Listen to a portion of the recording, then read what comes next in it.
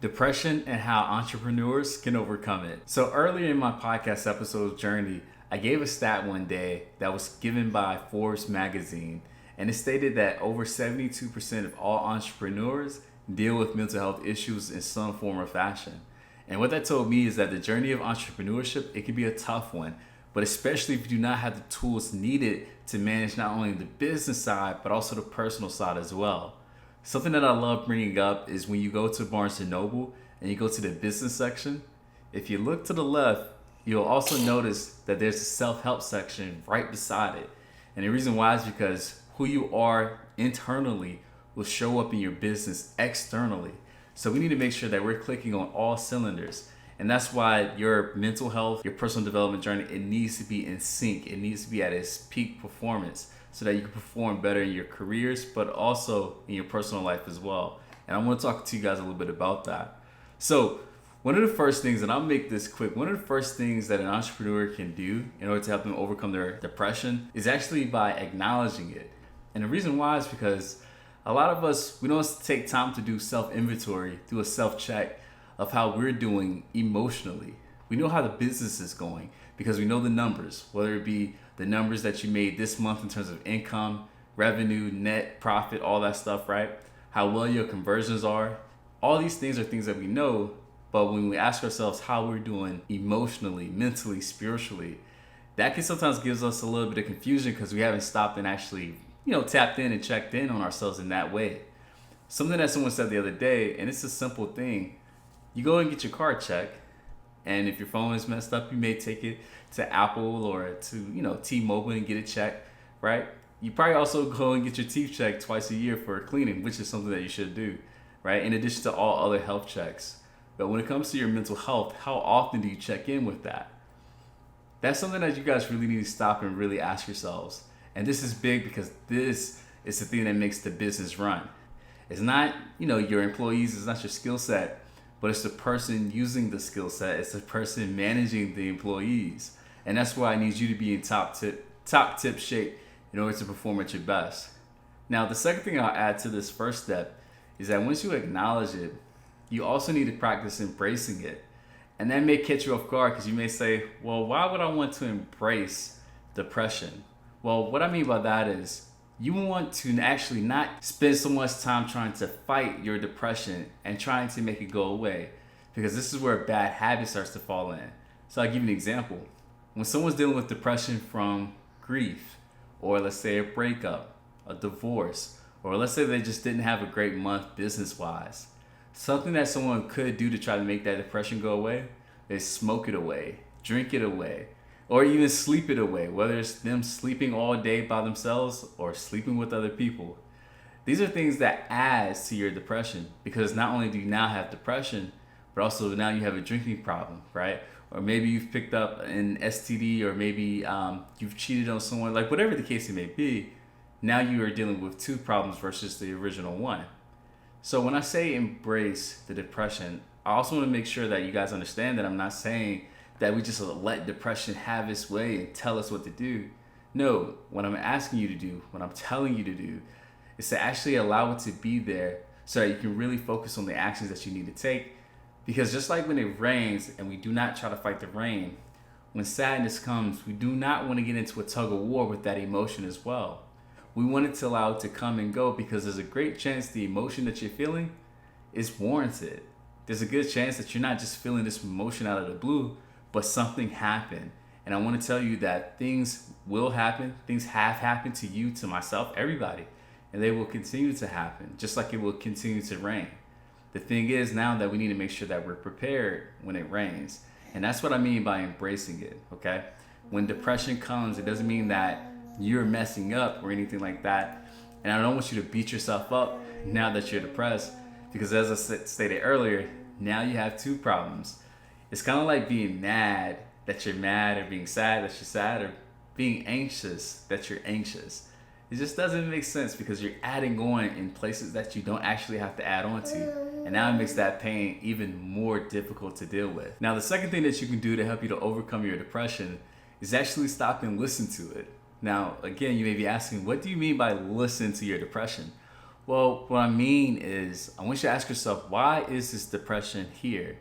What is it about my life that changed within the last week, the last month, that has brought this emotion here? Because here's the thing about pain, sadness, anxiety, and all the uncomfortable emotions that we tend to run away from. They actually are communicators. They're telling you that there's something in your life that you deeply care about that's actually missing. And when you find out what it is that you're missing, now we have a game plan for what goals we should be setting. So I'll give you an example. If you find yourself depressed because your business isn't going well, maybe we should dive a little bit deeper into finding out, well, why is the business isn't doing well? Or to take a little bit deeper, we can ask ourselves, why is it that I care so much about this business? Maybe there's a value there, if you will, right? And because you're not doing well in your business, you're not able to express that value. I myself experienced this personally when my business wasn't doing well when I first started. And the reason why I was so beat up about it, depressed about it, is because I wasn't able to live out my dream the way that I saw it. And by seeing that, it told me, hey, not only is this something that I deeply care about, which is helping people, but I also need to figure out how to do marketing, how to be an entrepreneur, and all these other things. And I'll keep going with this. Another reason why you want to listen to your sadness, your depression, and let's keep it within the business piece. It may be telling you that there's something about your business that isn't fulfilling, or that the business itself is not fulfilling, and now it's time to find a different business, if you will, okay? So think about what I'm saying. Let's say right now you're working with, let's say, doctors, if you will. Let's say you run a marketing agency for doctors, and it's paying the bills, but you're not seeing any excitement, right? It's kind of like you show up, you do it, you know you're gonna get paid, and you've been getting paid for months, years, whatever the case may be, but it's not something that you're like, wow, this is so amazing. What I would ask you is, well, what does make you light up? What is exciting for you? You may say, hey, I love the idea of teaching new entrepreneurs how to actually run a business, how to run a marketing business, or whatever the case it may be. If that is the case, then we need to change our marketing. And my apologies, as you can see, my son, I had to put him down. He got a little restless. But nonetheless, your values are hidden in your pain, and your pain, they will illuminate what it is that you care about. In other words, your values. So what I would ask you to do is to stop and see, why is it that you're feeling this depression?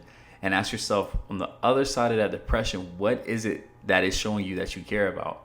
Find this, and then you'll find the plan that you need to set and the course that you need to be taking. That's it, guys. And that's one of the easiest ways to actually overcome depression. And the third step is an easy step. It's one of the techniques that I give to a lot of my clients, and it involves helping you with those unhelpful thoughts. So one of the main things that keeps people depressed is ruminating. In other words, worrying, taking a thought and just thinking about it over and over and over again. That can cause great psychological pain, if you will. And one of the things that we want to do is we want to step back from those thoughts. And I say that specifically because I don't want us to think that we have to get rid of thoughts. That's not the case. But what we want to do is we want to be able to let go of thoughts the same way that a dog would let go of a bone if he was just gnawing on it, if you will. And one of the easiest ways is to give the mind its own identity. In other words, give the mind a name. I've had all my clients do this, and some of them come up with some of the most randomest names, like SpongeBob or The Mind or Jimmy John's, right? Like the Subway place, or simply John Doe, if you will. What I want you to do is give your mind a name. For me, I give it several names. Sometimes I call it Skip. If you ever watch Undisputed, or Stephen A. Smith, if you watch First Take, right? You can be playful with it, if you will. It doesn't have to be a negative thing. Now, second, what I want you to do is I want you to start to imagine this voice, right? Imagining your thoughts in an entirely different voice. Because the issue that happens is when we hear our thoughts in our own voice, guess what we do? We really hold on to these thoughts as if it is our own words, not knowing that this is just simply the mind speaking. But when your mind has a different sound, right? So not only a different name, but a different sound, we learn not to take everything so heavy, so tightly with everything that the mind says. Take everything so personal, if you will. By doing this, it gives you space and reminds you that you are not the mind, and you do not have to give everything that the mind says your full undivided attention. Just simply acknowledge it and let it go. By doing this, you have a great chance at crushing your depression so that you can get back to your business and start changing lives the way that you were doing maybe just a few weeks ago, if you will. So again, I'll refresh these. So first step, I want you to acknowledge and embrace this feeling. And the reason why we want to acknowledge it is because first we want to know that, hey, there is a problem. Just like when your car is, not doing well, the check engine light comes on, right? There's an acknowledgement there. And now we know we need to take it to the shop. Also, embrace this feeling because we do not want to start to fight with these feelings, because by fighting with these feelings, other issues start to come up, like addictions, for example. Second, what I want you to do is I want you to look inside your pain to tell you what you deeply care about. Just because the depression there doesn't mean that there isn't any value. Again, I've experienced it when I wasn't doing well in my business, and it showed me that I deeply care about helping people, making a movement, if you will. If you're not finding fulfillment in your business, maybe that's telling you that the niche you're in, the business that you're in, the market that you're in is not the ideal niche, not the ideal market, and now it's time to switch. And then last, we gotta kill the rumination. And the way we do that is by giving the mind a name and then imagining these thoughts in an entirely different voice. Because when the mind has its own identity, it allows us not to focus and hold on tightly to everything that it says, just like a dog will hold on to a bone. These are the 3 steps that if you use, you'll be able to step away from the depression and get back into living life and running business on your terms. So guys, this is Coach Wells. I appreciate you joining. Feel free to hit the subscribe button so you get more content like this. And also, I'll even give you this. If you write a comment on any platform, I will personally read it, respond it, and then if you have a question or want me to do an episode on a specific topic, let me know. I will do that specifically for you. That way, this podcast is guided and personalized just for you. All right, I'll see you later.